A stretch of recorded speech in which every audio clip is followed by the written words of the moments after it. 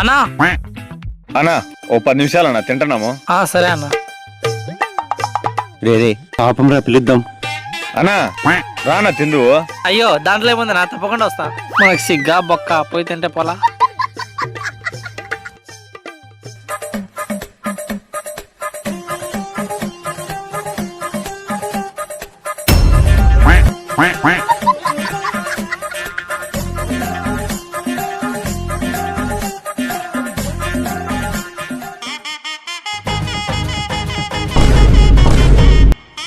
Super ఉంది.